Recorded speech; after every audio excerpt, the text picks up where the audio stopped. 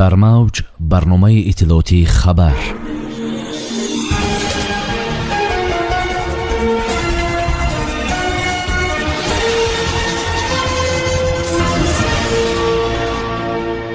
президенти ҷумҳурии тоҷикистон аз бузургии модарон изҳори андеша карданд. шохиси озодиҳои иқтисодӣ тоҷикистон 21 зина пешрафт кардааст. бонки миллӣ ба ширкати Бейкер Тили тоҷикистон барои фаъолият иҷозатнома дод. дар вилояти Москав усули нави ба кор ҷалб кардани муҳоҷиронро ташкил мекунанд.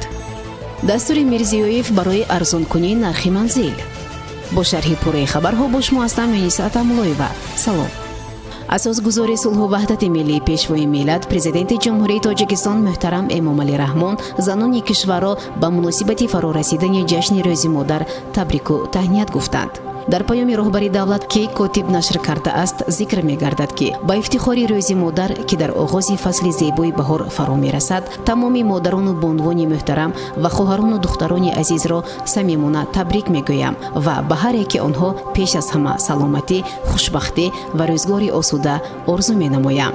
роҳбари давлат аз бузургиву ҷойгоҳи модар муфассал зикр карда ҳамзамон изҳор доштанд ки модари тоҷик дар тӯли таърихи чандин ҳазорсолаи халқамон садҳо ва ҳазорон фарзандони фарзонаву донишманд, ҷоннисору қаҳрамон, далеру ҷасур, ҷавонмарду диловар ва ватандӯсту ватанпарварро ба дунё овардааст. онҳоро тарбия карда ба камол расонидааст ва барои хизмат ба мардум ва ҷомеаи башарӣ дуои нек додааст.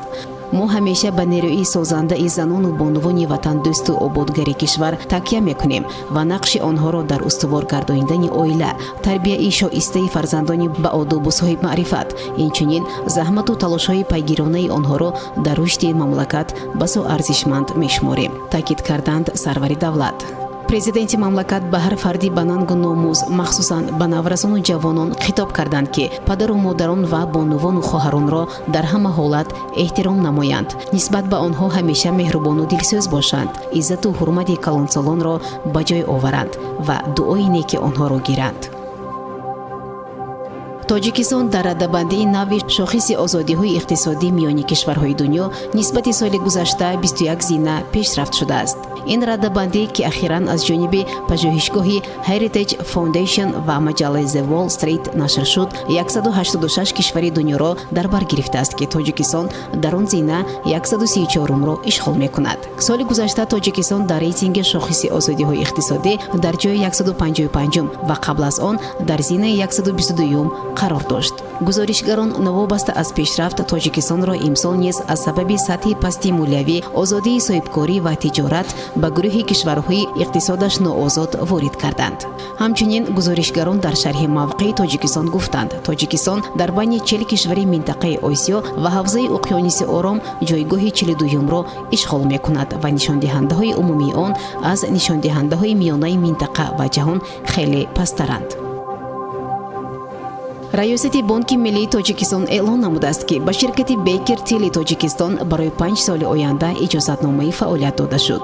дафтари матбуоти бонки миллии тоҷикистон таъкид доштааст ки ин қарори раёсат дар ин бора санаи 4 марти соли равон ба имзо расидааст. тибқи иттилои манбаъ, қарори навбатии раёсати бонк таҳти рақами 42 мутобиқи моддаи 17 қонуни ҷумҳурии тоҷикистон дар бораи иҷозатномадиҳӣ ба баъзе намудҳои фаъолият ва боби 19 низомнома дар бораи хусусиятҳои иҷозатномадиҳӣ ба баъзе намудҳои фаъолият ба ширкати Бейкер Тили тоҷикистон барои фаъолияти аудиторӣ дар бахши аудитӣ ташкилотҳои суғуртавӣ ба муҳлати 5 сол иҷозатнома дода шуд. дар вилояти Москав усули ҷалби шаҳрвандони хориҷӣ ба кор аз соли 2021 тағйир хоҳад ёфт, иттилоъ медиҳад хадамоти матбуоти сарраёсати амнияти минтақавии вилояти Москав. қоидаҳои нав аз рӯи алгоритме ки ҳукумати Русия таҳия кардааст амал мекунад.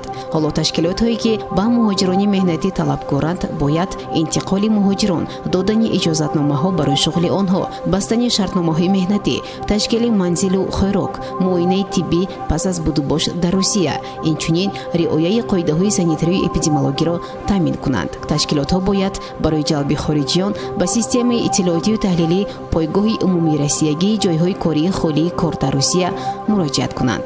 сарраёсати амнияти минтақавӣ дар вилояти Москав ва вазорати рушди иҷтимоӣ барои иҷрои тадбирҳо дар минтақаи Москав масъуланд. طبق اطلاع وزارت انتظار می‌رود که به منطقه مسکو حدود 10,000 مهاجر کاری رسند. آنها در ساحه خواجگی منزلی، کمونالی و ساختمان کار خواهند کرد.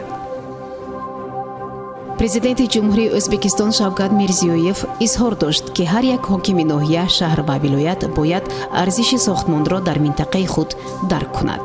Шавкат Мирзиёев ин нуктаро зимни як видеоконферонс оид ба сохтмони манзил ва рушди бозори ипотека дар ҷумҳурии Ӯзбекистон изҳор доштааст, хабар медиҳад хадамоти матбуоти президент. ҳар як ҳокими вилоят бояд шахсан ба масъалаи манзил машғул шавад ва ба мардум ҳисобот пешниҳод кунад. мушкилоти асосии ташаккули одилонаи нархи манзил аст. шаҳрвандон бо нархи имрӯзаи манзил розӣ нестанд, гуфт Мирзиёев. дар ҷараёни ин чорабинӣ сарвари давлат супориш дод, ки барои то 4 миллион сӯм кам кардани нархи ҳар метри мураббаи манзил чораҳои зарурӣ андешанд. президент инчунин гуфт, ки ҳар як ҳокими ноҳия, шаҳр ва вилоят бояд арзиши сохтмонро дар маҳалли худ донад. ба гуфтаи ӯ, масъулин бояд донанд, ки кадом масолиҳи сохтмониро арзонтар харидан мумкин аст, чӣ гуна арзиши семент ва металлро коҳиш бояд дод. сомиёни азиз, дар ҳаминҷо бо шумо худоҳофизӣ мекунем то барномаи дигар. дар амони худо бошед. хайр. барномаи иттилоотии хабар аз рӯйдодҳои Тоҷикистон, минтақа ва ҷаҳон огоҳ бош.